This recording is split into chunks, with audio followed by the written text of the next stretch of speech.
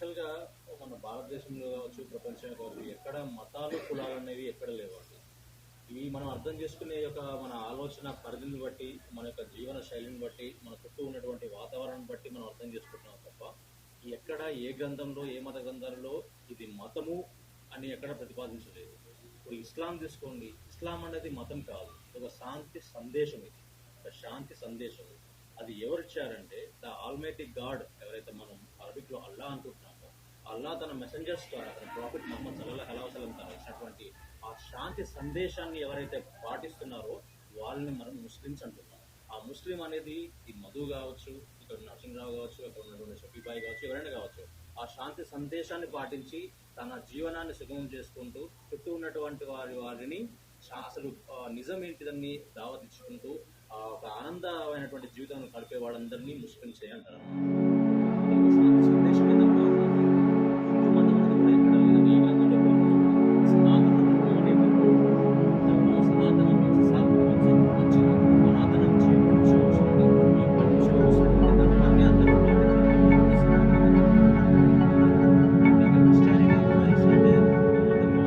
Christianity అంటే క్రీస్తు చెప్పినటువంటి ధర్మ మార్గాలను పాటిస్తూ ముందు జీవనాన్ని కొనసాగించేటువంటి ఒక సమూహాన్ని క్రిస్టియానిటీ అని పేర్కొనడం తప్ప ఇక్కడ ఎక్కడ మతాలు లేవు, కులాలు లేవు. మనం చేసినటువంటి పనులు బట్టి, మన ఆలోచన విధానం బట్టి అందరం ఒకటి. ఈవెన్ బైబిల్ తీసుకోండి. బైబిల్ తీసుకుంటే ఒకటే అండి. అరబిక్ లాంగ్వేజ్ కావచ్చు, అరబిక్ లాంగ్వేజ్ కావచ్చు, ఇటాలియన్ కావచ్చు, సంస్కృతి కావచ్చు. బైబిల్ ఆరిజిన్ అనేది మనకు అరబిక్ లాంగ్వేజ్ జరిగింది కాబట్టి అరబిక్లో యెహోవా అనడం జరిగింది, ప్రేయర్ అనడం జరిగింది. ఈచ్ ఇస్ ఆల్మైటీ ఒకటే అనడం అనమాట. అండ్ మన భగవద్గీత తీసుకోండి. ఏకం బ్రహ్మం ద్వితీయం నాస్తి. బ్రహ్మ ఒక్కడే, దేవుడు లేడు. బ్రహ్మ మీన్స్ క్రియేటర్, పుట్టించేవాడు ఎవడు? దేవుడు. అదొక్కడే అని చెప్తున్నాను అనమాట. అండ్ ఇస్లాం తీసుకోండి. లా ఇలాహ ఇల్లల్లాహ్, దేవుడు ఒక్కడే, ఇంకొకరు లేడని చెప్తున్నాడు కదా. అందరూ ఒక్కడే అని చెప్తున్నారు.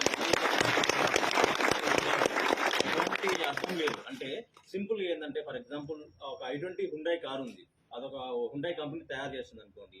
అండ్ నేను ఒక పర్ఫెక్ట్ డ్రైవర్ని, నేను డ్రైవింగ్ రూల్స్ ప్రకారం నేర్చుకున్నా, డ్రైవింగ్ లైసెన్స్ తీసుకున్నా. అండ్ మా ఫ్రెండ్ ఒక ఆయన ఇప్పుడే నేర్చుకుండు, ఇంకొక 50 సంవత్సరాల నుంచి నేర్చుకుండు.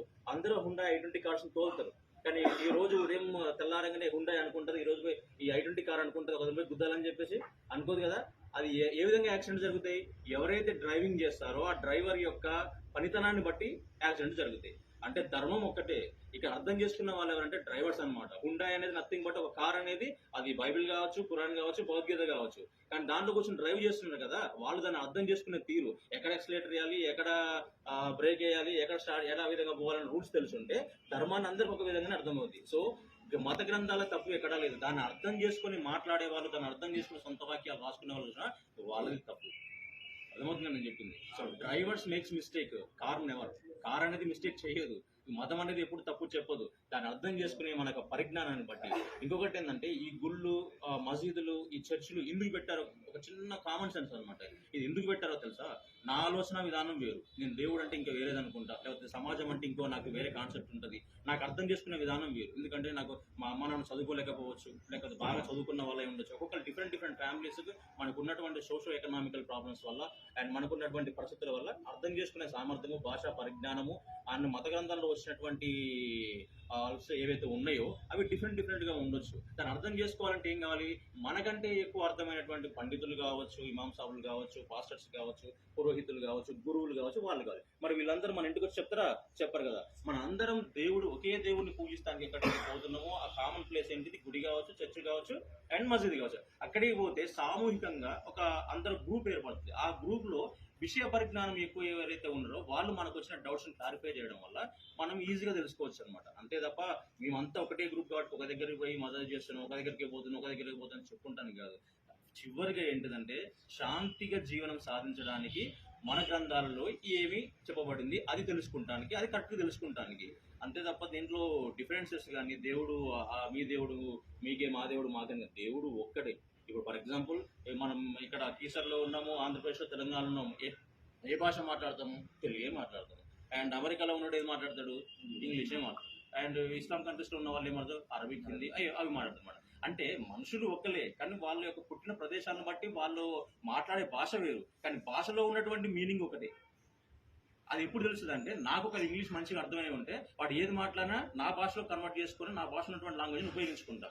అంతే తప్ప అక్కడ గాడ్ అంటే ఇక్కడ ఇంకేదో అనే మీనింగ్ కాదు, ఇక్కడ దేవుడు అంటే ఇంకేదో మీనింగ్ కాదు.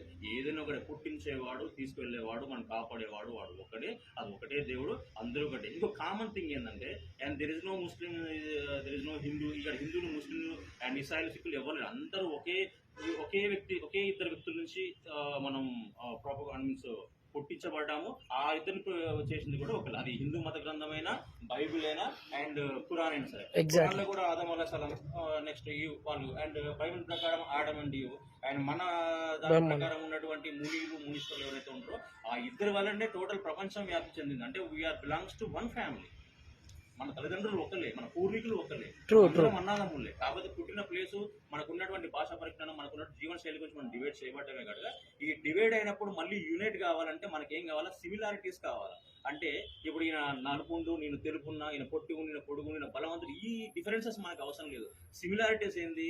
మన కుటుంబం వాడే, మనవాడే, మన పూర్వీకుడే, నా చుట్టూ ఉన్నవాడే, నా బ్రదర్ లాంటి వాడే, నా ఇంటి పక్కన వాడే అని తెలుసుకున్నప్పుడు నువ్వు తినేటప్పుడు నీ పక్కింటి వాడు తినడా లేడా, నీకు ఏదైనా జ్వరం వచ్చినప్పుడు అరే ఇంక చిన్నపిల్లలు ఎవరైనా జ్వరం వచ్చిందా, మన వంతుకి ఏదైతే సహాయం చేయబడదు అనుకో, సహాయం చేయాల్సిన అది చాలా ప్రతి మత గ్రంథం అదే చెప్తుంది అనుకోండి, ఎక్కడ కొట్లాడమని చెప్పలేదు.